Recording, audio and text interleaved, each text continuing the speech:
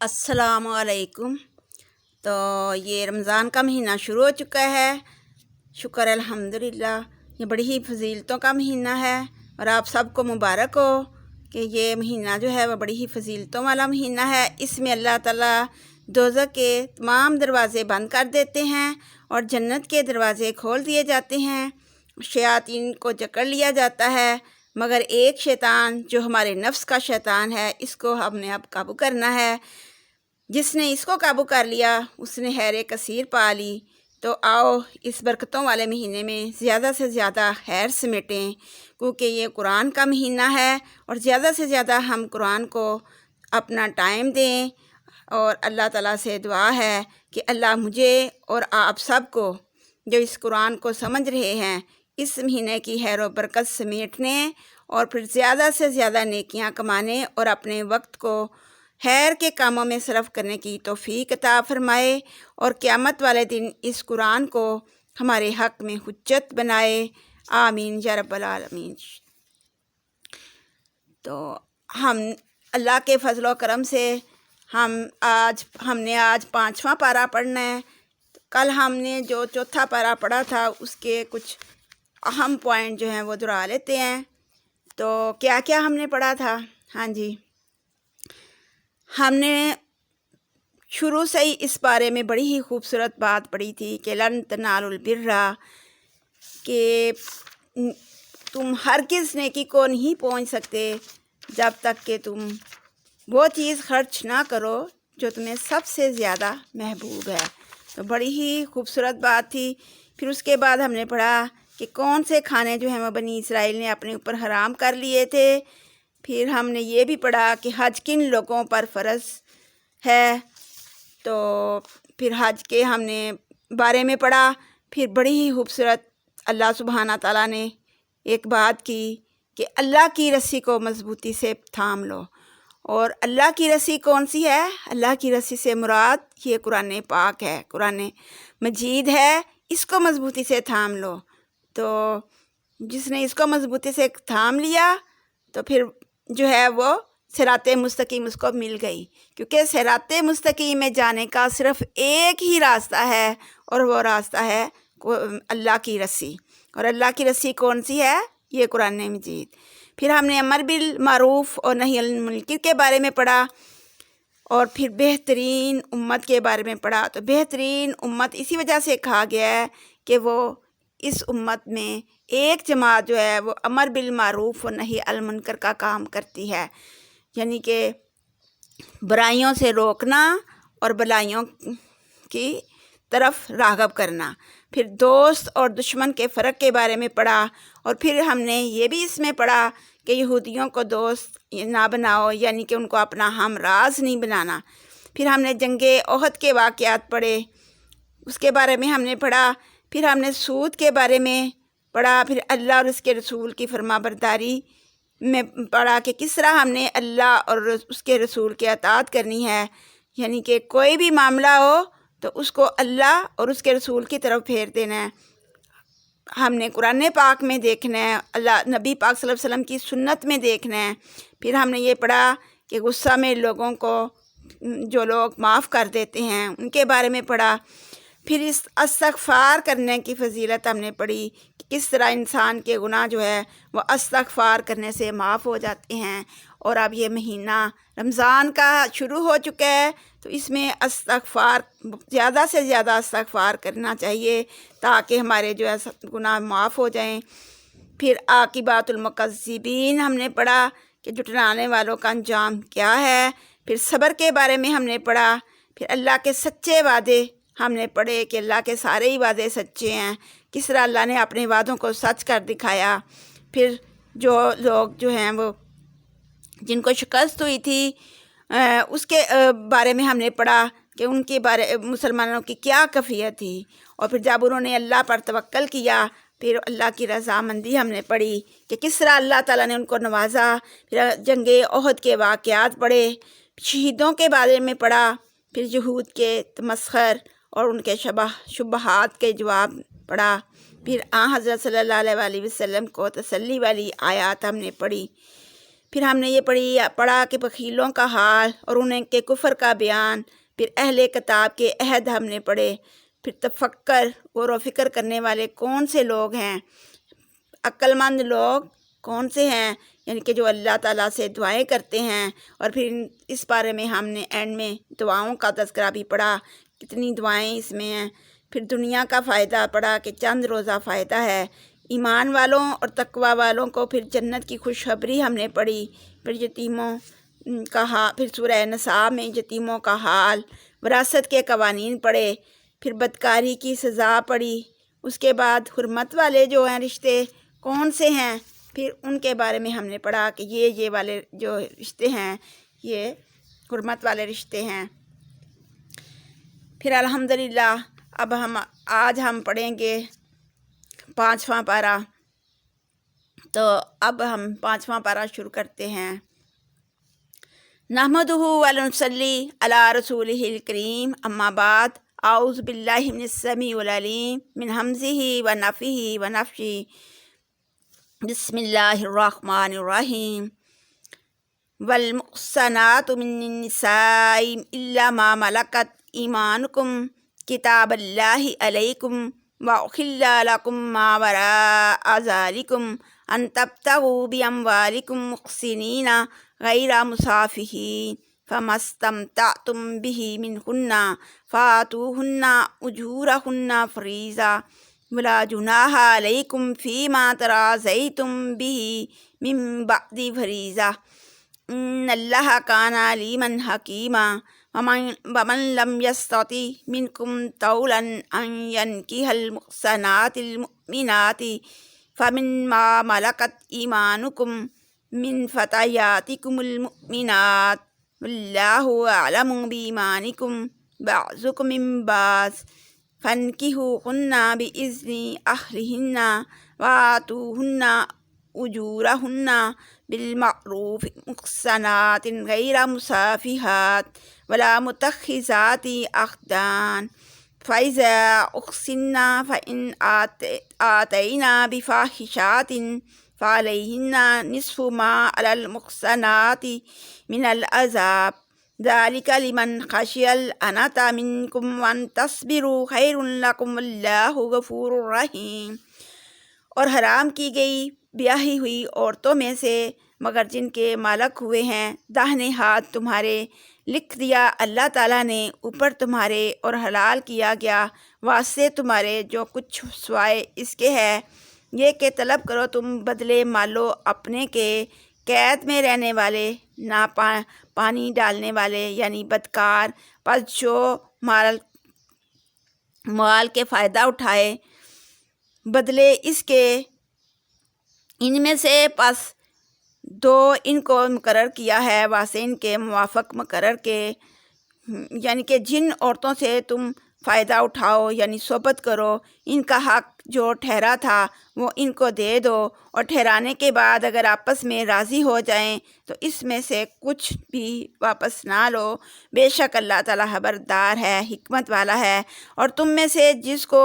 آزاد جو کسی کی لونڈی باندھی نہ ہو، مسلمان بیویوں سے نکاح کرنے کا مقدور نہ ہو، تو جن عورتوں کے تم مالک ہو تمہاری لونڈیاں مسلمان ان میں سے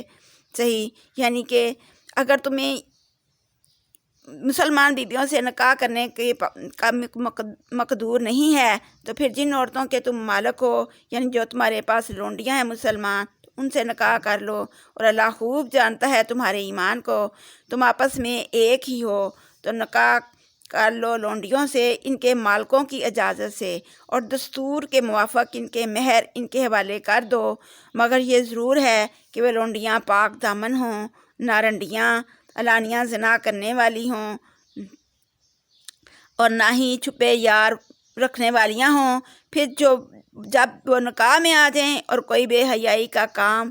کریں یعنی زنا کریں تو پھر آزاد عورتوں سے ان کو آدھی سزا ملے گی۔ یہ لونڈی سے نکاح کرنا اس لیے درست ہے کہ جو تم میں ڈرے گناہ میں پڑ جانے سے، لیکن اگر تم صبر کرو تو یہ تمہارے حق میں بہتر ہے۔ تو اوپر آیت تحریم میں مذکورہ محرم کا بتایا گیا تھا، اب یہاں بیان ہوا کہ بیان فرما دیا کہ شوہر والی عورتیں بھی حرام ہیں۔ ہاں، دارالحرب سے قیدی بن کر آ جائیں تو مال غنیمت کی تقسیم کے بعد جن کے حصہ میں آئیں گی ان کے لیے استبراء کے بعد ان سے صحبت جائز ہے، ہاں دارالحرب میں ان کے خاوند موجود ہی کیوں نہ ہوں۔ استبراء یہ ہے کہ وہ عورت ایک حیض سے پاک ہو جائے یا اگر حاملہ ہے تو وضع حمل ہو جائے۔ صحیح مسلم اور سنن میں ابو سعید خدری سے روایت ہے کہ دیار غطفان میں ایک وادی کا نام ہے، دوسرے مال غنیمت کے ساتھ عورتیں بھی قیدی بن کر آئیں تو صحابہ کرام نے اس خیال سے کہ ان کے شوہر دارالحرم میں موجود ہیں ان سے صحبت کرنے میں تعامل کیا تو اس پر یہ آیت نازل ہوئی تھی۔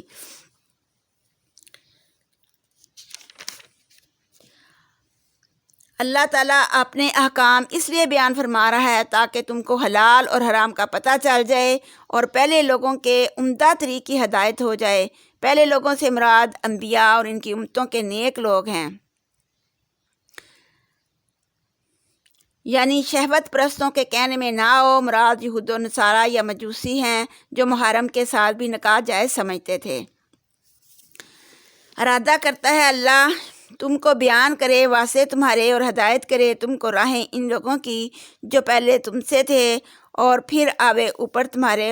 اللہ تعالیٰ جاننے والا اور حکمت والا ہے۔ واللہ یرید ان یتوب علیکم، اور اللہ تعالیٰ ارادہ کرتا ہے کہ پھر آوے اوپر تمہارے۔ ویرید الذین یتبعون الشہوات، اور ارادہ کرتا ہے اوپر تمہارے کہ وہ لوگ پیروی کرتے ہیں خواہشوں اپنی کی۔ ان تمیلوا میلا عظیما، یہ کہ جھک جاؤ تم جھک جانا، یعنی کہ ایک طرف خوب جھک جاؤ۔ یرید اللہ ان یخفف عنکم وخلق الانسان ضعیفا، اور اللہ تعالیٰ تمہارا بوجھ ہلکا کرنا چاہتا ہے اور آدمی پیدائش سے ہی کمزور بنایا گیا ہے۔ تو اے لوگو جو مسلمان ہوئے ہو، ایک دوسرے کے مال جو ہے حق جو ہے ایک دوسرے کے مال حق مت کھا جاؤ، اپنے مال آپس میں، مگر سود گری سے، رضامندی تمہاری سے، یعنی کہ آپس میں نہ حق مگر یہ کہ ہوئے سوداگری۔ یا ایھا الذین آمنوا لا تاکلوا اموالکم بینکم بالباطل،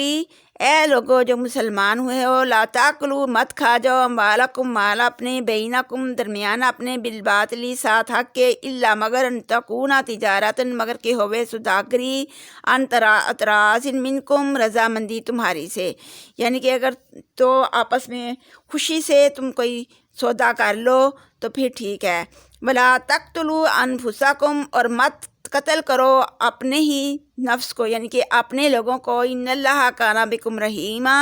بے شک اللہ تعالیٰ اوپر تمہارے مہربان ہے۔ بے شک اللہ جو ہے وہ تمہاری ہلاکت جو ہے وہ نہیں چاہتا۔ تو خودکشی حرام ہے۔ حدیث میں آیا ہے کہ جس آلہ سے کوئی انسان اپنے آپ کو قتل کرے گا دوزخ کے اندر اسی آلہ سے اس کو عذاب پہنچایا جائے گا۔ ابن کثیر اور یہ بھی معنی کیے گئے ہیں کہ معاصی کا ارتکاب کر کے اپنے آپ کو یا ایک دوسرے کو قتل نہ کرو۔ ومن یفعل ذلک عدوانا وظلما فسوف نصلیہ نارا، اور پھر جو کوئی بھی کرے یہ تعدی یعنی یہ خون کرے یا کسی کا مال نہ حق اڑا لے تو ہم ضرور اس کو قیامت کے دن دوزخ میں ڈال دیں گے۔ نصلیہ نارا، تو ہم داخل کر دیں گے اس کو آگ میں۔ تو وَكَانَ ذَلِكَ عَلَى اللَّهِ يَسِيرًا، کیونکہ یہ اللہ کے لیے بہت ہی آسان ہے کہ ان تجتنبوا کبائر، اور اگر تم بچ جاؤ بڑے گناہوں سے، ما تنہون عنہ، جو منع کیے جاتے ہیں اس سے، نکفر عنکم سیئاتکم، تو پھر ہم دور کر دیں گے تم سے تمہاری برائیاں، یعنی کہ اگر تم بڑے بڑے جرم سے بچ جاؤ تو پھر ہم تم سے تمہاری جو برائیاں نا چھوٹی موٹی وہ ویسے ہی معاف کر دیں گے۔ مدخلاً کریما، اور تمہیں جو ہے وہ عزت کی جگہ دیں گے۔ ولا تتمنوا ما فضل اللہ بہ بعضکم علی بعض، اور آرزو کرو اس چیز کی کہ بزرگی دی ہے اللہ نے ساتھ اس کے بعضے تمہارے کو اوپر بعض کے، یعنی کہ چھوٹے چھوٹے گناہ جو ہیں وہ اللہ ویسے ہی معاف کر دے گا۔ تو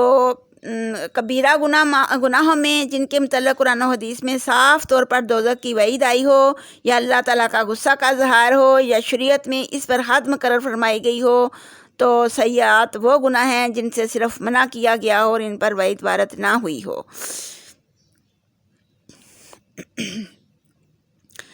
اور مت آرزو کرو اس چیز کی کہ بزرگی دی اللہ نے ساتھ اس کے بعضے تمہارے کو اوپر بعض کے، یعنی کہ ایک دوسرے پر جو ہے وہ بزرگی دی ہے، اس کی ہوس نہ کرو۔ مرد اپنی کمائی کا ثواب پائیں گے اور عورتیں اپنی کمائی کا ثواب پائیں گی، یعنی کہ جو کچھ مردوں نے کمایا، جو مردوں نے کیا، یہ نہیں کہ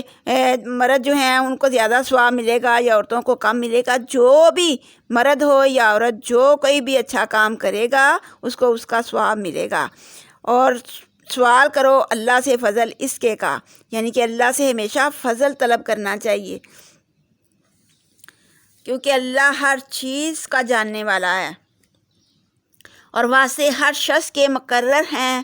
کہ یہ ہم نے موالی وارث مما تارک الوالدانی والاقربون، جو بھی چھوڑ گئے اس کے ماں باپ اور قرابت والے،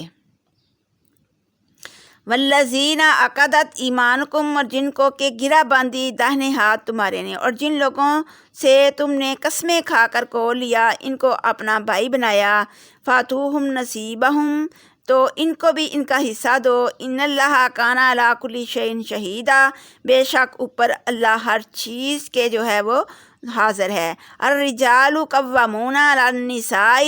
تو مرد عورتوں پر حاکم ہیں، ایک اس وجہ سے حاکم ہیں کہ اللہ تعالیٰ نے مردوں کو عورت پر بڑھائی اس لیے دی ہے کہ وہ جو ہے بعضهم علی بعض، بعضوں کو بعض پر اس لیے بڑھائی دی ہے کہ وہ خرچ کرتے ہیں عورتوں پر اپنا مال، یعنی کہ ایک تو یہ کہ وہ کمائی کر کے لاتے ہیں تو اس وجہ سے ان کو بڑھائی ہے، اور کہ دوسرے اپنے مال خرچ کرتے ہیں۔ جو نیک بخت بیبیاں ہوتی ہیں وہ مردوں کا کہا مانتی ہیں اور ان کی پیٹھ پیچھے جو ہے ان کی عزت کا اور مال کا جو ہے وہ حفاظت کرتی ہیں اور ان کے بچاؤ کرتی ہیں، اور جن بیبیوں سے تم کو شرارت کا ڈر ہو کہ وہ نافرمانی کریں گی اور سر چڑھیں گی، تو ان کو پہلے تو یہ ہے کہ سمجھاؤ،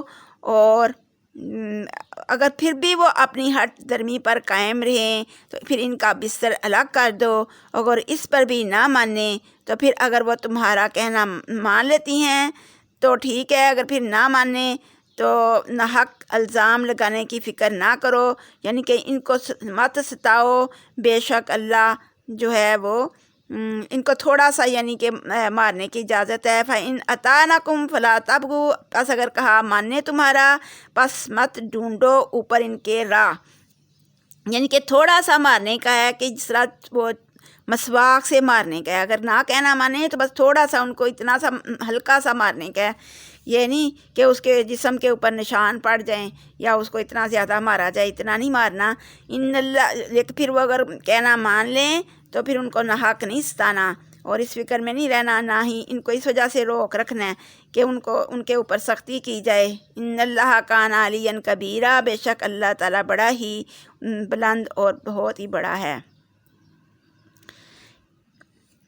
اس آیت کی تشریح وہ حدیث کرتی ہے جس میں نبی کریم صلی اللہ علیہ وسلم کا ارشاد ہے کہ بہترین بیوی وہ ہے جسے اگر تم دیکھو تو تمہیں خوش کرے، اگر تم اسے کسی بات کا حکم دو تو وہ تمہاری اطاعت کرے، اور جب تم گھر میں نہ ہو تو تمہارے پیچھے وہ تمہارے مال کی اور اپنے نفس کی حفاظت کرے۔ ابن کثیر۔ اور ایک حدیث میں ہے کہ جو کوئی شخص اپنی بیوی کو اس طرح مارتا ہے جس طرح غلام کو مارا جاتا ہے، پھر رات کو اسے ہم بستری کرتا ہے، اور کسی حالت میں ایسی مار پیٹ کی اجازت نہیں جو جسم پر نشان چھوڑے یا جس سے کوئی ہڈی ٹوٹ جائے۔ وَإِنْ خِفْتُمْ شِقَاقَ بَيْنِهِمَا فَابْعَثُوا حَكَمًا مِنْ أَهْلِهِ وَحَكَمًا مِنْ أَهْلِهَا إِنْ يُرِيدَا إِصْلَاحًا يُوَفِّقِ اللَّهُ بَيْنَهُمَا إِنَّ اللَّهَ كَانَ عَلِيمًا خَبِيرًا۔ اور پھر جو تم ڈرو کہ بیبیاں میں کھٹ پٹ ہو پڑی تو ایک جو ہے وہ خامد کی طرف سے جو ہے وہ فریق مقرر کرو اور ایک عورت کی طرف سے مقرر کر لو، اور پھر یہ دونوں جو ہیں ان میں یعنی کہ اس کی بیوی میں اور اس کے خاوند میں جو ہے وہ اصلاح کرا دیں، تو بے شک اللہ تعالیٰ جانتا ہے، اگر وہ چاہیں تو ان دونوں میں صلح کرا دیں۔ وَاعْبُدُوا اللَّهَ وَلَا تُشْرِكُوا، اور عبادت کرو اللہ تعالیٰ کی اور مت شریک لاؤ اللہ کے ساتھ کسی بھی چیز کو، یعنی کہ اللہ کی عبادت کے ساتھ کسی دوسرے کی کو شریک نہیں کرنا، اور جو کوئی بھی دوسرے کو شریک کرے گا تو پھر وہ سمجھ لے کہ اللہ کا اس کے اوپر غصہ ہے،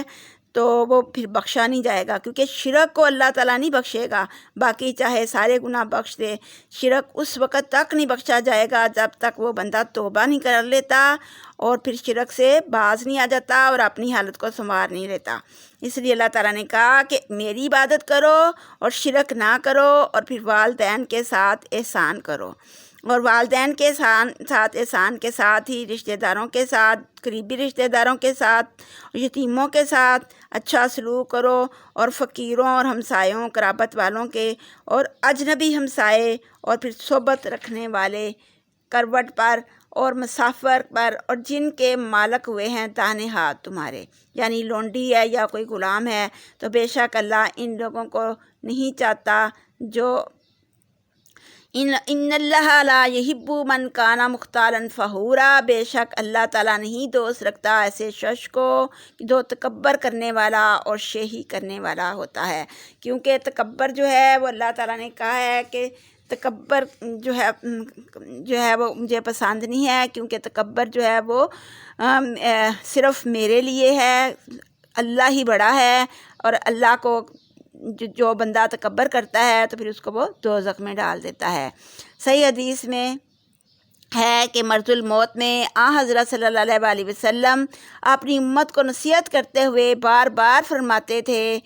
کہ ایک نماز کا اور دوسرے لونڈی غلام کا جو ہے وہ خیال رکھنا ہے۔ پھر حضرت عبداللہ بن عمر سے بھی روایت ہے کہ آدمی کو اتنا ہی گناہ کافی ہے کہ وہ ان لوگوں سے اپنے ہاتھ کو روکے جن کی معاش کا وہ خود ذمہ دار ہے، اور پھر تکبر نہ کرے۔ الذین یبخلون ویأمرون الناس بالبخل ویکتمون ما آتاہم اللہ من فضلہ وتعتدنا للکافرین عذابا مہینا، وہ لوگ جو بخیلی کرتے ہیں اور حکم کرتے ہیں لوگوں کو ساتھ بخیلی کے، اور چھپاتے ہیں وہ چیز کہ دی ہے ان کو اللہ نے اپنے فضل سے اور تیار کیا ہے پھر واسطے ان کے لوگ کافروں کے عذاب ذلیل کرنے والا۔ تو جو لوگ جو ہیں وہ بخیلی کرتے ہیں اور لوگوں سے چھپاتے پھرتے ہیں تاکہ ہمیں ان کو دینا نہ پڑے، تو اللہ تعالیٰ نے اگر آپ کے مالوں میں ان لوگوں کا حق رکھا ہے تو بخیلی نہیں کرنی چاہیے، کیونکہ بخیلی کرنا اور پھر چھپانا تو یہ ان لوگوں یہ کفر ہے، کیونکہ اللہ تعالیٰ نے زکوٰۃ اور پھر صدقے کا حکم دیا ہے، تو یہ مہینہ ہی صدقہ کرنے کا ہے، تو اس لیے کچھ نہ کچھ ضرور صدقہ کرنا چاہیے۔ والذین ینفقون اموالہم رئاء الناس ولا یؤمنون باللہ ولا بالیوم الآخر، اور جو لوگ خرچ کرتے ہیں مال اپنے لوگوں کو دکھانے کے لیے اور وہ ایمان نہیں لاتے تو اللہ کے ساتھ اور ساتھ دن آخرت کے، تو من یکن من الشیطان لہ قرینا فساء قرینا، اور جو کوئی ہوئے شیطان واسطے اس کے ہم نشیں پس برا ہے ہم نشیں، اور وہ جو ہے وہ آخرت کے دن پر اور قیامت کے دن پر اور اللہ پر ایمان نہیں لاتے اور شیطان کو اپنا دوست بنا لیتے ہیں، تو پھر یہ تو بڑا ہی برا ساتھی ہے، کیونکہ شیطان آ جاتا ہے نا، شیطان جو ہے وہ کہتا ہے کہ اگر تم اللہ کے راستے میں دو گے تو پھر یہ تمہارا مال جو ہے بڑا کم ہو جائے گا، تو حالانکہ اللہ تعالیٰ کہتا ہے کہ زکوٰۃ دو گے تو یہ ظاہری طور پر کم ہوتی نظر آتی ہے لیکن حقیقت میں مال بڑھتا ہے، تو شیطان جو ہے وہ مزین کر دیتا ہے، تو شیطان کا کہنا نہیں ماننا بلکہ شیطان کو دھتکار دینا ہے، اور اس مہینے میں تو شیطان کو اللہ تعالیٰ ویسے ہی بند کر دیتا ہے، اب صرف اپنے نفس کا شیطان ہے جس کو ہم نے قابو کرنا ہے۔ وَمَاذَا عَلَيْهِمْ لَوْ آمَنُوا بِاللَّهِ وَالْيَوْمِ الْآخِرِ وَأَنفَقُوا مِمَّا رَزَقَهُمُ اللَّهُ وَكَانَ اللَّهُ بِهِمْ عَلِيمًا،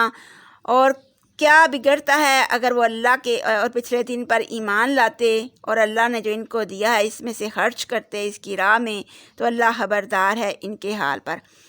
بخل ریاکاری کی مذمت کے بعد ایمان و اطاعت اور صدقہ خیرات کی ترغیب دلائی۔ پھر مزید ترغیب کے لیے فرمایا جب ذرا ذرا سی چیز کا اللہ تعالیٰ کئی گنا اجر دیتے ہیں، پھر لوگ کیوں نیک کاموں میں سستی کرتے اور ریاکاری سے کام لے کر اپنے اجر کو ضائع کرتے ہیں۔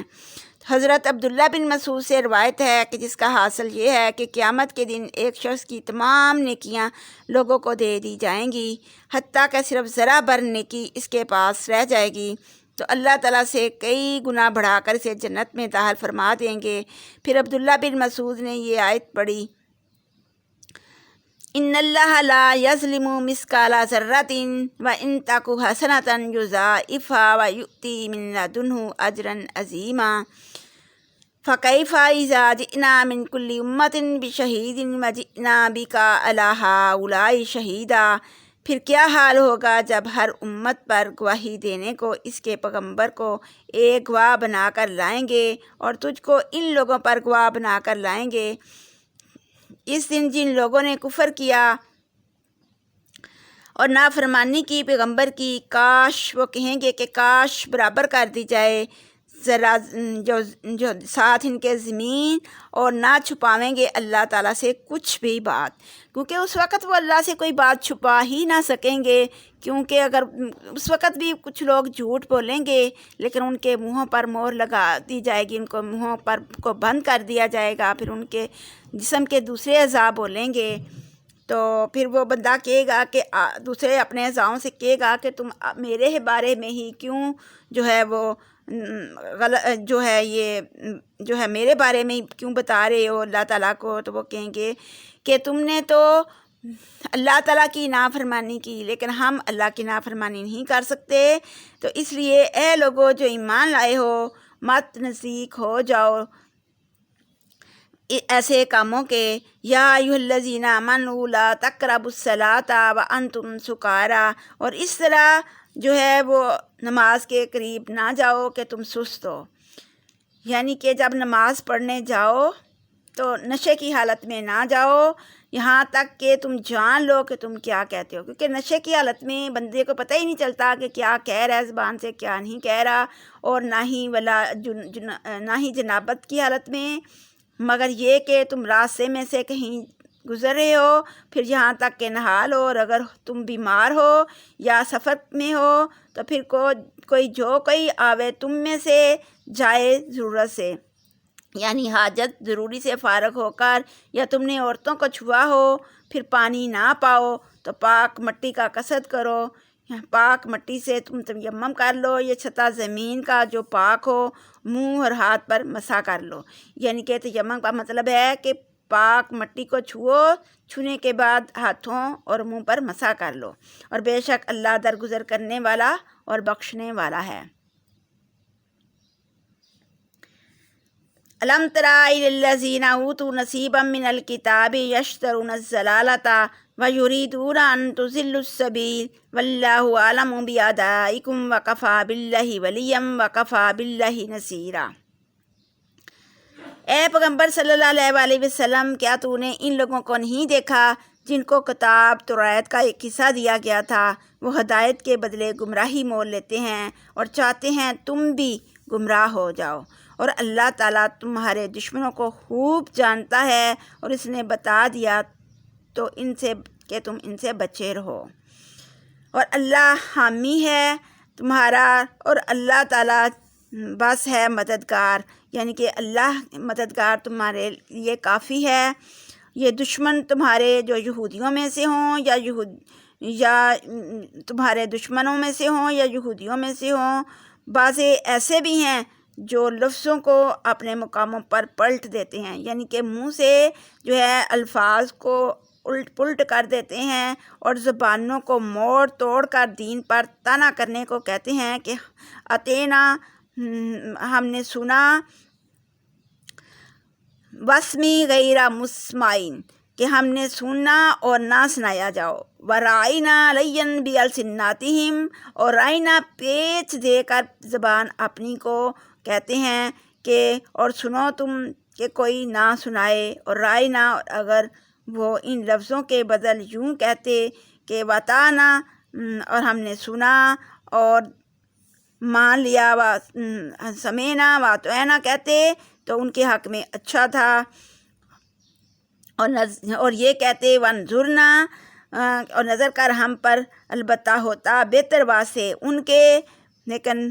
ان پر تو کفر کی وجہ سے اللہ نے پھٹکار کر دی ہے اور وہ ایمان نہیں لاتے، مگر بہت تھوڑے ہیں جو ایمان لاتے ہیں، یعنی کہ بہت تھوڑے ہیں ان میں سے جو کہتے ہیں سمینا واتوانا، لیکن جو ہیں وہ اکثر جو ہیں وہ کہتے ہیں وسمی غیر مسمعین کے سن اور نہ سنایا جائیو۔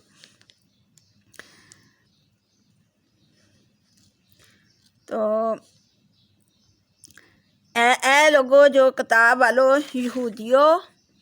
ہم نے جو اتارا قرآن اس پر ایمان لاؤ اور سچ بتاتا ہے اس کتاب کو جو تمہارے پاس ہے، یعنی توریت کو، اس سے پہلے کہ ہم منہ کو میٹ کر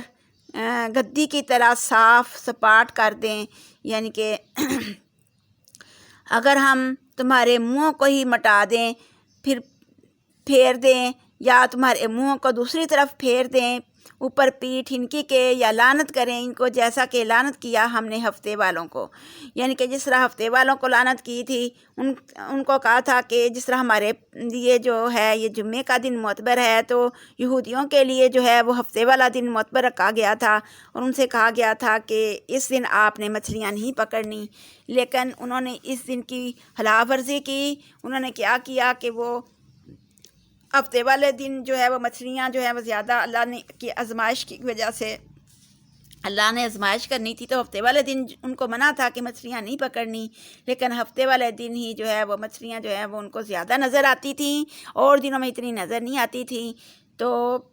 انہوں نے اپنے گھروں کی سینوں میں جو ہے وہ حوضیاں بنا لیں، اور ایک نالی جو ہے وہ ادھر بنا لی دریا میں، اور آگے حوضیوں کے آگے جالی لگا دی، تو ہفتے والا دن جو ہے وہ مچھلیاں زیادہ نظر آتی تھیں، تو ہفتے والا دن جو ساری مچھلیاں تھیں نا وہ ان کی جالی کے آگے جمع ہو جاتی تھیں، اور پھر وہ اگلے دن جو ہے وہ جالی اتار کے تو وہ پکڑ لیتے تھے۔ تو اس طرح سے انہوں نے نافرمانی کی، تو اللہ تعالیٰ نے کہا ہے کہ ان کی طرح نہ ہو جانا، تو اللہ تعالیٰ نے ان کو بندر بنا دیا تھا، تو تم ان کی طرح بھی نہ ہو جانا کہ جس طرح ان پر لعنت کی تو آپ پر بھی لعنت ہو۔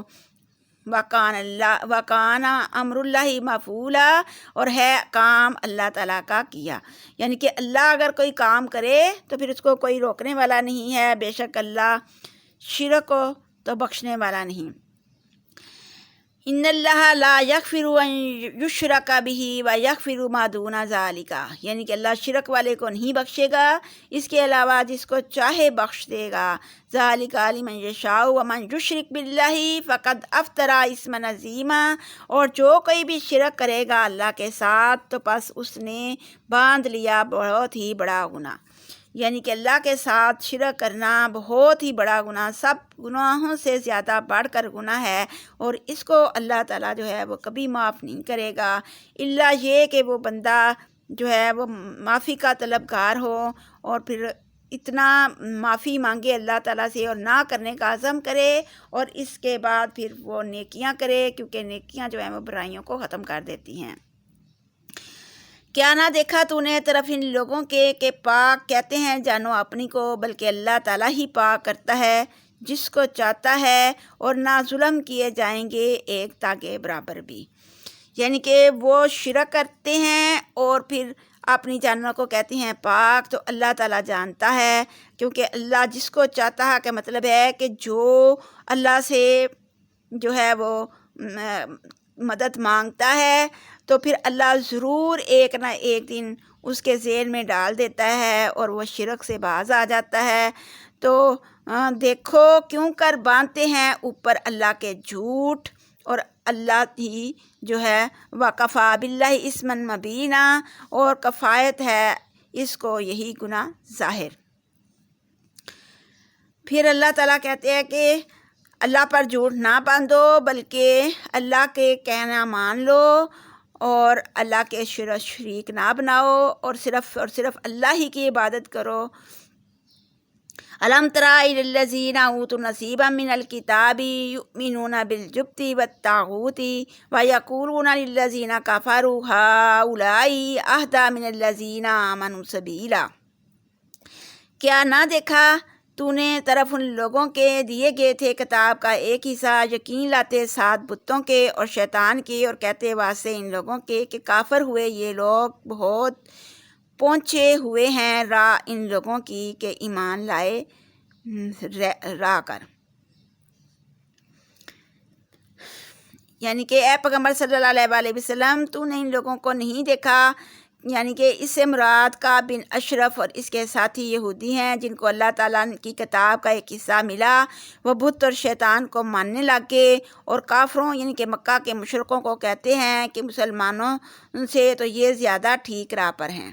یہودیوں کو حضرت سے مخالفت ہوئی تو انہوں نے مشرکین مکہ سے رابطہ قائم کر لیا اور ان سے کہنے لگے کہ تمہارا دین مسلمانوں سے بہتر ہے۔ یہ سب کچھ اس حسد کی وجہ سے تھا کہ نبوت اور ریاست دینی ہمارے سوا دوسروں کو کیوں مل گئی، اور اللہ تعالیٰ نے ان آیات میں ان کو الزام دیا ہے۔ جو یہودی جو ہے کعب بن اشرف جو ہے غزوہ احد کے بعد مکہ مکرمہ گئے اور مشرکین کو اپنے ساتھ ملانے کے لیے ان کو بتوں کو بھی سجدہ کر دیا، یعنی کہ اتنا وہ گر گئے کہ ان کے بتوں کے بھی سجدہ کر دیا۔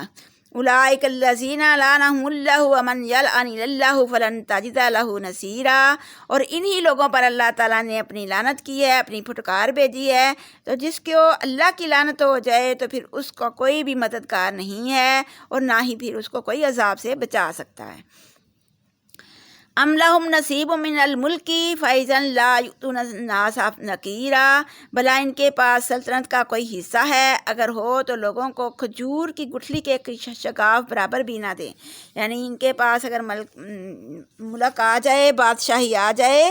تو یہ تو کھجور کی گٹھلی کے برابر بھی کسی کو نہ دیں۔ یہ تو اتنے کمینے ہیں۔ ام یحسدون الناس علی ما آتاہم اللہ من فضلہ، کیا حسد کرتے ہیں لوگوں سے اوپر اس چیز کے کہ دیا ہے ان کو اللہ تعالیٰ نے اپنے فضل سے۔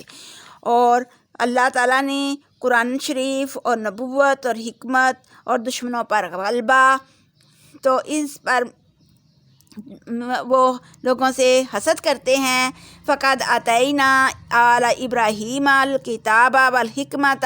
وآتیناہم ملکا عظیما، تو اس پر چلتے ہیں تو یہ کوئی نئی بات نہیں۔ ہم نے ابراہیم کی اولاد داؤد اور سلیمان علیہ السلام کو کتاب اور پیغمبری وحی دی، اور ہم نے ان کو بڑی ہی سلطنت دی تھی۔ تو مطلب یہ ہے کہ حضرت ابراہیم کے بیٹے اسحاق کی اولاد میں مدت دراز تک نبوت بادشاہی رہی، اور حضرت داؤد، حضرت سلیمان اور دوسرے اولو العزم پیغمبر جو ہیں وہ گزرے ہیں۔ تو اب بنو اسماعیل میں سے بھی حضرت صلی اللہ علیہ وسلم کو نبوت رسالت سے سرفراز فرمایا گیا، تو یہ ان سے حسد کر رہے ہیں۔ یہاں من فضل ہی سے مراد نبوت اور دین و دنیا کی عزت مراد ہے جو نبوت کی برکت سے حاصل ہوئی۔ الکتاب سے مراد کتاب الہی، اور الحکمت سے مراد ان کا فہم اور اس سے عمل مراد ہیں، اور ملک عظیم سے مراد سلطنت اور غلبہ اقتدار مراد ہیں۔ پس بعض ان میں سے وہ شخص ہیں کہ ایمان لایا، ساتھ اس کے بعض ان میں سے وہ ہیں جو ان پر ایمان ہی لایا، اور کفایت ہے دوزخ جلانے کے لیے ان کو۔ تو پھر جو نہیں ایمان لایا تو پھر ان کے لیے دوزخ کافی ہے۔ بے شک جو لوگ کافر ہوئے ہیں سات نشانیوں ہماری کے، جن لوگوں نے ہماری آیتوں سے انکار کیا، ان کو ہم آگ میں ڈالیں گے۔ بہرحال جب ان کی کھال نکل جائے گی تو ہم ان پر دوسری کھالیں چڑھائیں گے، اس لیے کہ عذاب کا مزہ چکھیں۔ بے شک اللہ تعالیٰ غالب بھی ہے اور حکمت والا ہے۔ اور وہ لوگ جو ایمان لائے اور کام کیے اچھے، سندخلہم جنات تجری من تحتہا الانہار، تو البتہ داخل کر دیں گے ہم ان کو بہشتوں میں چلتی ہیں نیچے ان کے نہریں، اور وہ ہمیشہ ہمیشہ ان نہروں میں رہنے والے ہیں، اور ہمیشہ ان کے بیچ ان میں فیہا ازواج مطہرات، ان میں بیبیاں ہوں گی پاکیزہ، وندخلہم ظلا ظلیلا، اور پھر ان کو داخل کر دیں گے ان کے چھاؤں سایہ دار، یعنی کہ ان میں جو ہے سائے ہوں گے درختوں کے، اور وہ حضرت صلی اللہ علیہ وسلم نے فرمایا کہ جنت میں ایک درخت ہے جس کے سایہ میں سوار 100 برس تک چلے گا پھر بھی اسے طے نہ کر سکے گا، وہ ہمیشگی کا درخت ہوگا، اور وہ جو سائے ہوں گے وہ ہمیشگی کے سائے ہوں گے اور وہ کبھی نہ ختم ہوں گے۔ ان اللہ یأمرکم ان تؤدوا الامانۃ الی اہلھا، بے شک مسلمانوں اللہ تعالیٰ تم کو حکم کرتا ہے کہ امانتیں امانت والوں کو پہنچا دو، اور جب لوگوں کا مقدمہ فیصلہ کرو تو انصاف کے ساتھ کرو، اور اللہ تعالیٰ تم کو اچھی نصیحت کرتا ہے، بے شک اللہ تعالیٰ سنتا بھی ہے اور دیکھتا بھی ہے۔ یا ایھا الذین آمنوا اطیعوا اللہ واطیعوا الرسول واولی الامر منکم فإن تنازعتم فی شیء فردوہ الی اللہ ورسولہ ان کنتم تؤمنون باللہ والیوم الآخر۔ اے مسلمانوں، اللہ تعالیٰ کا حکم مانو اور اس کے رسول کا حکم مانو اور حکومت والوں کا جو تم میں سے ہوں، پھر اگر تم اور حاکم وقت کسی بات میں جھگڑا ہو جائے تو اللہ تعالیٰ اور اس کے رسول کی طرف رجوع کر لو، یعنی کہ اگر تمہیں یہ پتہ ہو کہ یہ حاکم جو ہے وہ صحیح بات نہیں کر رہا تو پھر اللہ اور اس کے رسول کی طرف رجوع کرو، اگر تم کو اللہ اور پچھلے دن پر ایمان ہے۔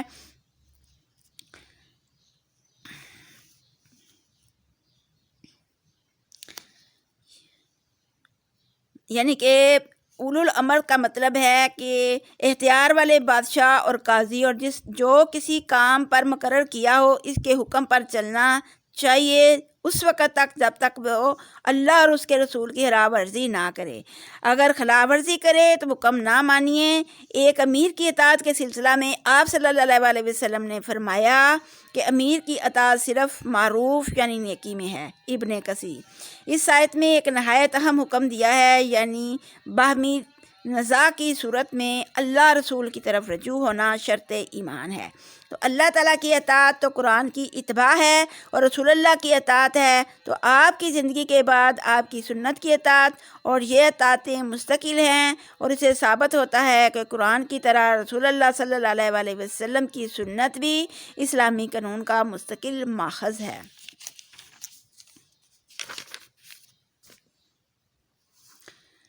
الم تر الی الذین یزعمون انہم آمنوا بما انزل الیک وما انزل من قبلک یریدون ان یتحاکموا الی الطاغوت وقد امروا ان یکفروا بہ ویرید الشیطان ان یضلہم ضلالا بعیدا۔ کیا نہ دیکھا اے پیغمبر ان لوگوں کو جو منہ سے تو کہتے ہیں کہ وہ ایمان لائے اور اس پر جو اترا تجھ پر یعنی کہ اس پر ایمان لے آئے یعنی قرآن پاک پر، اور جو اترا تجھ سے پہلے اور پیغمبروں کے باوجود اس کے وہ چاہتے ہیں کہ اپنا مقدمہ شیطان کے پاس لے جائیں، اور ان کو حکم ہو چکا ہے کہ شیطان کی بات نہ مانے، اور شیطان چاہتا ہے کہ ان کو بہکا کر دور پھینک دے۔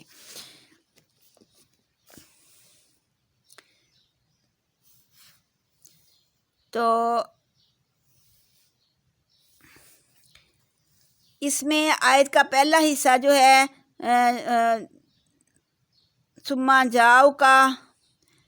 کے ساتھ مربوط ہے، تو دوسری جو ہے وہ شان نزول یہ بیان کی گئی ہے کہ مدینے میں ایک یہودی تھا اور ایک مسلمان منافق، کسی معاملہ میں ان کا جھگڑا ہو گیا تو یہودی کو معلوم تھا کہ حضرت صلی اللہ علیہ وسلم جو ہے وہ حق بات کا فیصلہ کرتے ہیں اور آیت سے کام نہیں لیں گے، اس لیے منافق سے کہا کہ چلو محمد صلی اللہ علیہ وسلم سے فیصلہ کروا لیں۔ منافق نے کہا تم یہودیوں کے عالم اور سردار کعب بن اشرف کے پاس چلیں۔ آخر دونوں حضرت صلی اللہ علیہ وسلم کی خدمت میں حاضر ہوئے تو نبی اکرم صلی اللہ علیہ وسلم نے بیان سن کر یہودی کو سچا قرار دیا، اور منافق نے باہر آ کر کہا کہ اچھا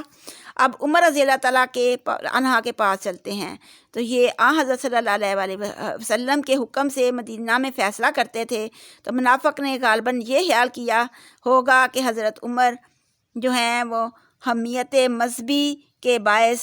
یہودی کے مقابلہ میں اس کی رعایت کریں گے۔ چنانچہ وہ دونوں حضرت عمر رضی اللہ تعالیٰ عنہ کے پاس آئے اور یہودی نے سارا ماجرا کہہ سنایا کہ حضرت صلی اللہ علیہ وسلم کے پاس سے آئے ہیں اور انہوں نے مجھے سچا قرار دیا ہے۔ تو حضرت عمر رضی اللہ تعالیٰ عنہ یہ سن کر گھر کے اندر تشریف لے گئے اور تلوار لا کر منافق کا سر قلم کر دیا اور فرمایا جو اللہ اور اس کے رسول کا فیصلہ پسند نہ کرے اس کے بارے میں میرا فیصلہ یہ ہے۔ منافق کے ورثہ جو ہیں وہ رسول اللہ صلی اللہ علیہ وسلم کے پاس آئے اور حضرت عمر رضی اللہ تعالیٰ عنہ پر قتل کا دعویٰ کر دیا اور قسمیں کھانے لگے کہ حضرت عمر رضی اللہ تعالیٰ عنہ کے پاس تو اس لیے گئے تھے کہ شاید باہم صلح کرا دیں۔ تو رسول اللہ صلی اللہ علیہ وسلم نے فرمایا کہ میں یہ یقین ہی کر سکتا کہ عمر رضی اللہ تعالیٰ عنہ کسی مسلمان کو ناحق قتل کر دیں۔ اس پر یہ آیت نازل ہوئی اور حضرت جبرائیل علیہ السلام نے حضرت کو بتا دیا کہ عمر نے حق اور باطل کے درمیان فیصلہ کر دیا ہے۔ چنانچہ اس روز سے حضرت صلی اللہ علیہ وسلم نے حضرت عمر کو فاروق کا لقب عطا فرمایا۔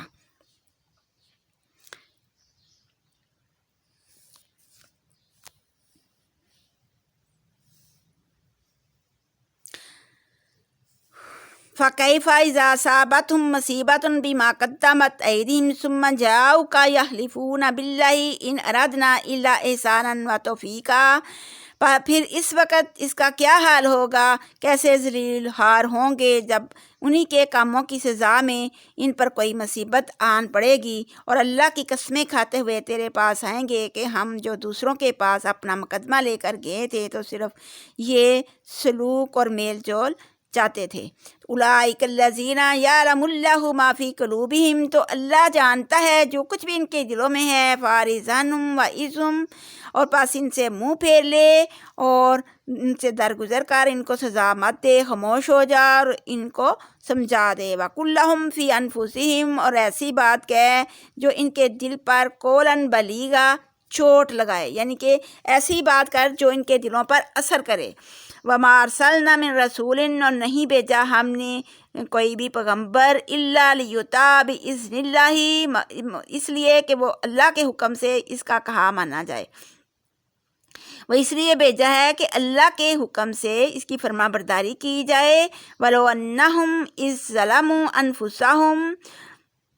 اور اگر یہ لوگ جس وقت کے ظلم کرتے ہیں جانو اپنی کے، جاؤ کا تیرے پاس آتے ہیں، فاستغفر اللہ، اور بخشش مانگتے ہیں اللہ سے، یعنی کہ اللہ سے بخشش مانگتے ہیں۔ واستغفر لہم الرسول،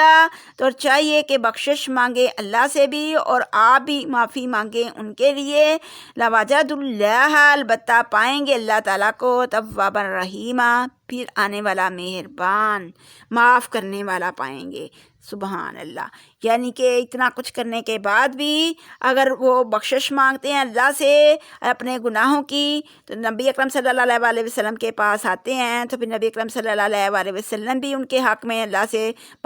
بخشش مانگتے ہیں، تو پھر اللہ تعالیٰ جو ہے وہ ان کو معاف کر دے گا۔ فَلَا وَرَبِّكَ لَا يُؤْمِنُونَ حَتَّىٰ يُحَكِّمُوكَ فِيمَا شَجَرَ بَيْنَهُمْ، پس قسم ہے پروردگار،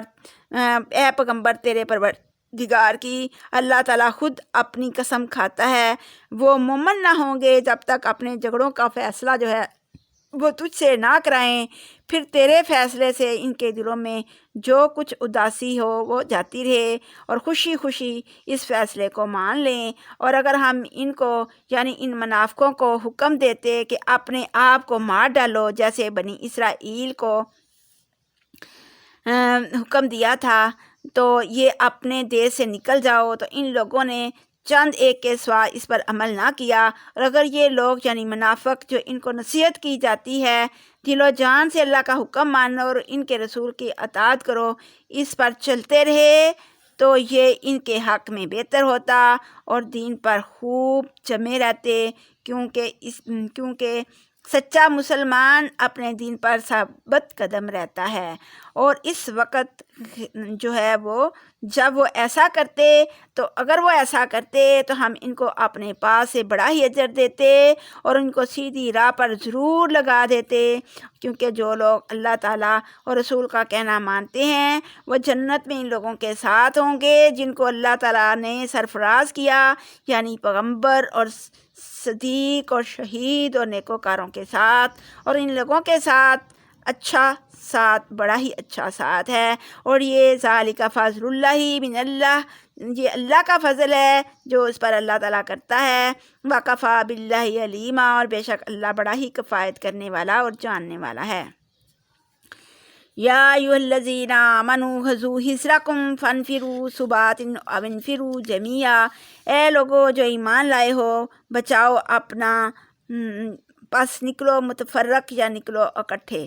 یعنی کہ اپنے بچاؤ کے لیے ایسے رہو اور جتھے جتھے بن کے نکلو یا سب مل کر نکلو۔ وَإِنَّ مِنْكُمْ لَمَنْ يُبَطِّئَنَّ فَإِنْ أَصَابَتْكُمْ مُصِیبَةٌ، تو تم میں سے جو کوئی بھی ایسا کرے، یعنی کہ البتہ وہ شخص ہے کہ دیر کرتا ہے نکلنے میں، پس اگر پہنچ جاتی ہے اس کو پھر مصیبت، قَالَ قَدْ أَنْعَمَ اللَّهُ، تو وہ کہتا ہے کہ اللہ نے،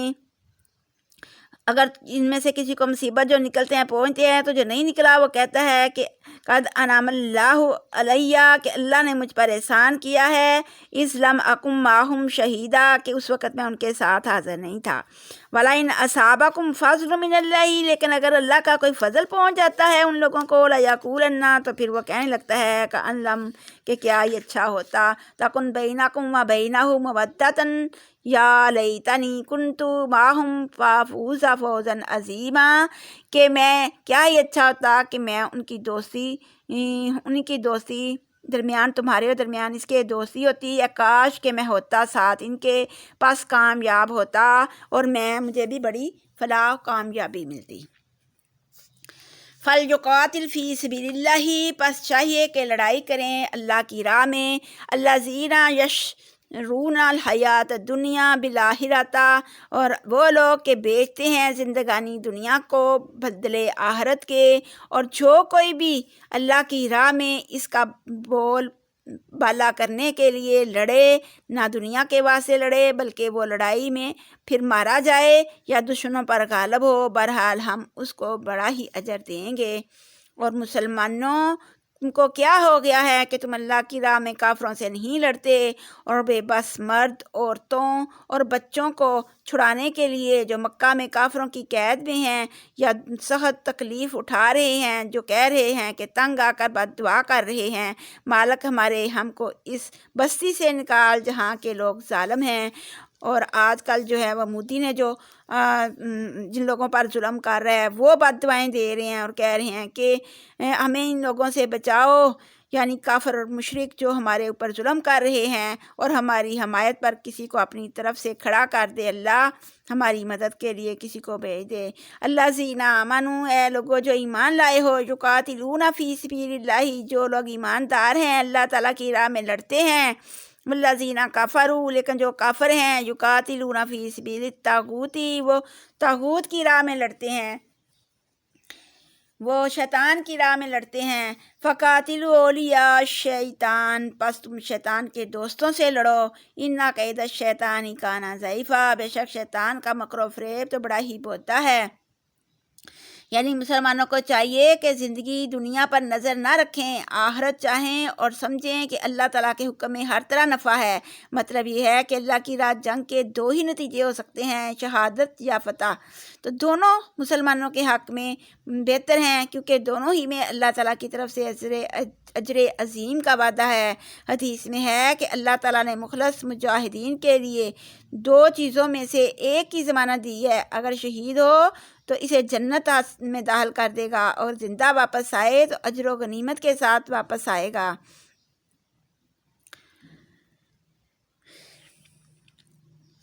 الم تر الی الذین قیل لهم کفوا ایدیکم واقیموا الصلاۃ وآتوا الزکاۃ فلما کتب علیہم القتال اذا فریق منهم یخشون الناس کخشیۃ اللہ او اشد خشیۃ وقالوا ربنا لما كتبت علینا القتال لولا أخرتنا الی اجل قریب قل متاع الدنیا قلیل والآخرۃ خیر لمن اتقی ولا تظلمون فتیلا۔ اے پیغمبر صلی اللہ علیہ وسلم، تم نے ان لوگوں کو نہیں دیکھا جن کو حکم ہوا تھا کہ اپنے ہاتھ روکے رہو، یعنی لڑائی نہ کرو، نماز ادا کرتے رہو اور زکوٰۃ دیتے رہو، تو پھر جب ان پر جہاد فرض ہو گیا تو ایک فرقہ ان میں سے لوگوں میں سے ایسا ڈرنے لگا، یعنی کافروں سے، جیسے وہ خدا سے ڈرتا تھا، تو اس سے بھی زیادہ ڈرنے لگا اور کہنے لگا پروردگار تو نے جہاد کیوں ہم کو فرض کر دیا، ہم نے اپنی کیوں نہ ڈھیل دی ہم کو ایک وقت تک، اور اے پیغمبر کہہ دے دنیا کا مزہ چند روزہ ہے اور پرہیزگار خدا ترس کے لیے آخرت بہتر ہے، اور وہ کبھی فنا نہیں ہوتی، اور کھجور کی گٹھلی کے تاگے برابر بھی تم پر ظلم نہ کیا جائے گا، اور تم جہاں بھی ہو تم پا لو گے موت کو، موت تو تم کو آنی ہی ہے جہاں بھی تم رہو، اور اگرچہ ہو تم بیچ برجوں بلند کے، اور اگر پہنچی ان کو بلائی تو پھر کہتے ہیں یہ اللہ کی طرف سے ہے، اگر پہنچتی ہے برائی تو پھر کہتے ہیں کہ یہ نبی پاک صلی اللہ علیہ وسلم کی طرف سے ہے۔ کل من عند اللہ، ان کو کہہ دو کہ ہر ایک اللہ کی طرف سے ہے۔ فما لہؤلاء، پس کیا ہے واسطے اس قوم کے، لا یکادون یفقہون حدیثا،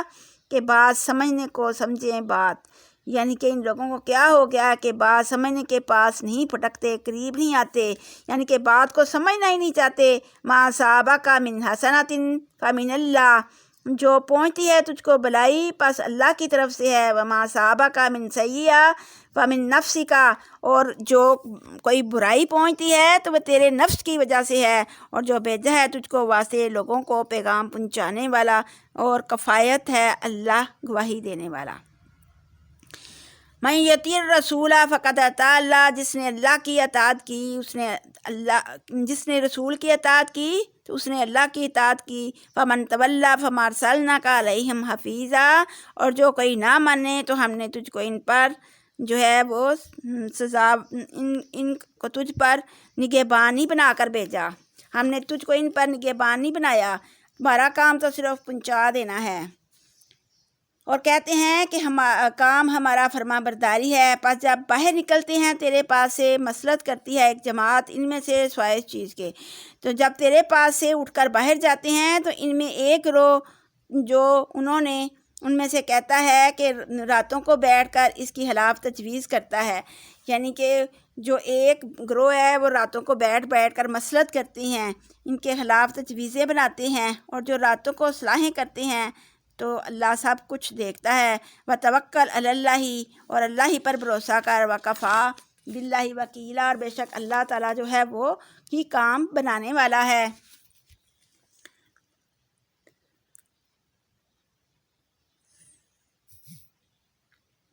انسان جو ہے وہ برسوں برس تک، مطلب یہ ہے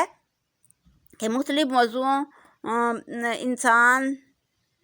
یہ ہے کہ افلا یتدبرون القرآن، کیا تم قرآن پر تدبر نہیں کرتے، یعنی کہ انسان برسا برس تک مختلف حالتوں میں مختلف موضوعوں پر خصوصاً امور غیب سے متعلق اس قدر تفصیل سے گفتگو کرتا رہتا ہے مگر اس کی ایک بات بھی دوسرے سے متصادم نہ ہو۔ یہ خصوصیت صرف اور صرف قرآن میں پائی جاتی ہے۔ جو غور و فکر کرنے والے جو ہوتے ہیں ان کے کلام الہی ہونے کی اس میں دلیل ہے کہ قرآن میں پائی جاتی ہے، جو غور و فکر کرنے والے کے لیے اس کے کلام الہی ہونے کی دلیل ہے، یعنی کہ وہی سمجھتے ہیں غور و فکر کرنے والے کہ یہ کلام الہی ہے، کیونکہ یہ تمام اختلافات سے پاک ہے، جو فصاحت بلاغت کے اعتبار سے بھی ہو سکتا ہے، کیونکہ کوئی انسان کتنا ہی فصیح و بلیغ کیوں نہ ہو، جب اتنی بڑی کتاب لکھے گا تو اس کے کلام میں قدر توافت ضرور ہوگا، اور ساری کی ساری جو ہے بلاغت جو ہے وہ اس طرح سے اس کو یکساں مرتبہ کی نہیں ہوگی، اور نہ ہی یہ منافقین خفیہ طور پر سازشیں کرتے رہتے تھے، اور وہی کے ذریعے حضرت صلی اللہ علیہ وسلم کو اللہ تعالیٰ ان کے بھید جو ہے من و عن بتا دیتے تھے، اور کبھی یہ نہیں ہوا کہ کسی راز کے افشاں میں قرآن نے تھوڑی بہت بھی غلطی کی ہو، یہی اس کے کلام الہی ہونے کی دلیل ہے۔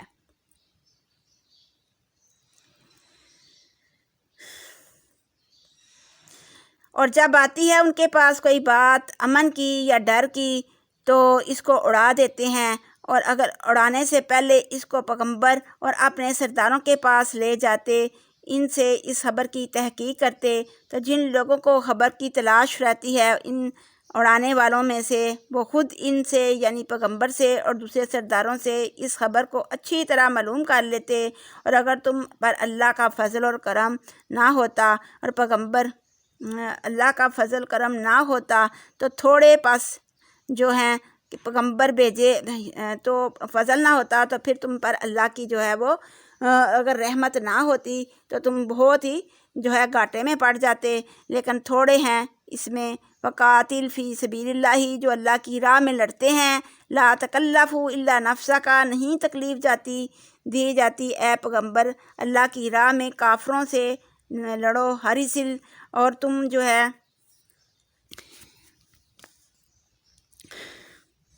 فقاتل فی سبیل اللہ، پس لڑو بیچ راہ اللہ کے، لا تکلف الا نفسہ کا نہیں تکلیف دی جاتی تجھ کو مگر جان تیری میں، وحرض المؤمنین، اور رغبت دلا ایمان والوں کو، عسى اللہ، نزدیک ہے کہ اللہ ان یکف بأس الذین کفروا، یہ کہ بند کرے لڑائی ان لوگوں کی جو کافر ہوئے، واللہ اشد بأسا واشد تنکیلا، اور اللہ تعالیٰ بہت سخت ہے لڑائی میں اور بہت سخت ہے بند کرنے میں۔ من یشفع شفاعۃ حسنۃ، اور جو کوئی سفارش کرے سفارش اچھی، یکن لہ نصیب، ہوگا واسطے اس کے حصہ اس میں سے، ومن یشفع شفاعۃ سیئۃ، جو کوئی سفارش کرے بری سفارش، یکن لہ کفل منہا، ہوگا واسطے اس کے حصہ اس میں سے، وکان اللہ علی کل شیء مقیتا، اور اللہ تعالیٰ اوپر ہر چیز کے نگہبان ہے۔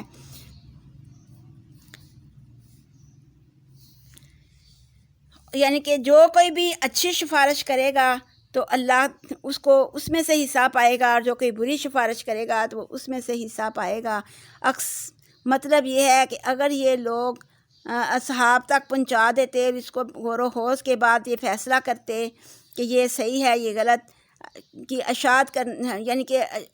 غلط اور صحیح کی اشاعت کرنے کے بعد اگر وہ قابل اشاعت ہوتی تو اسے نشر کرتے، ورنہ روک لیتے۔ اجتماعی زندگی میں اس ہدایت پر عمل جو ہے وہ نہایت ضروری ہے، ورنہ جماعتی زندگی کو بے حد نقصانات پہنچ جاتے ہیں۔ اوپر کی آیت میں حضرت صلی اللہ علیہ وسلم کو حکم دیا کہ مومنوں کو جہاد کی ترغیب دیں جو مال حسنہ میں سے ہیں۔ یہاں بتایا کہ آپ کو اس پر اجر عظیم ملے گا، پس یہاں شفاعت حسنہ سے ترغیب جہاد مراد ہے، اور شفاعت سیئہ سے اس کار خیر سے روکنا ہے۔ صحیح حدیث میں ہے کہ نیک سفارش کرو تو اجر پاؤ گے، یہ رازی اور ابن کثیر میں ہے۔ جہاد کا حکم دینے کے بعد فرمایا کہ کفار صلح پر راضی ہو جائیں تو تم بھی راضی ہو جاؤ، یہ کہ جنگ میں اگر کوئی شخص سلام کہہ دے تو اسے قتل نہ کرو۔ تو تحیہ کے معنی درازی عمر کے دعا کے ہیں، اور یہاں مراد سلام ہے۔ گویا اتنا ہی جواب دینا فرض اور اس سے بہتر جواب دینا مستحب ہے۔ حدیث سے معلوم ہوتا ہے کہ تحیہ کے ہر جملہ پر 10 نیکیاں ملتی ہیں، اور السلام علیکم ورحمۃ اللہ وبرکاتہ پر حضرت صلی اللہ علیہ وسلم نے فرمایا کہ 30 نیکیاں ملیں گی۔ اور یہ جنتیوں کی دعا بھی ہے کہ جنتی جو ہیں وہ ان کی دعا جو ہے یہ السلام علیکم ہوگی۔ وہ ایک دروازے سے دوسرے دروازے میں داخل ہوں گے تو پھر بھی دعا کریں گے، السلام علیکم کہیں گے، اور جنتی جو ہیں وہاں لڑائی جھگڑا نہیں ہوگا بلکہ وہ بڑے امن اور سکون میں ہوں گے۔ اور وہ جب بھی ایک دوسرے کو ایک دیوار سے دوسری دیوار میں جب بھی ملیں گے، جب بھی ان کا آمنا سامنا ہوگا، ایک دیوار سے چکر لگا کے دوسری دیوار کی طرف دیوار بھی بیچ میں آ جائے گی تو جیسے ہی وہ دوسرے کو سامنے ہوں گے تو السلام علیکم کہیں گے۔ تو اس میں یہ سلامتی کی دعا ہے، تو اس میں جو ہے بڑے ہی فائدے ہیں۔ یہ سلامتی کی دعا میں اتنے زیادہ فائدے ہیں کہ اس میں اللہ تعالیٰ جو ہے وہ بہت کچھ، اگر ہم بھی اپنے اوپر سلام کو عام کر لیں، ہم بھی جب جس کو بھی ملیں وہ السلام علیکم کہیں، اپنے گھر والوں کو بھی آتے جاتے سلام کہیں، تو اس میں ہمارا اپنا ہی فائدہ ہے۔ نہ صرف سلامتی ہوگی بلکہ دنیا بھی کی دولت مل جائے گی، اور آخرت میں بھی اس کا بہت زیادہ اجر ملے گا۔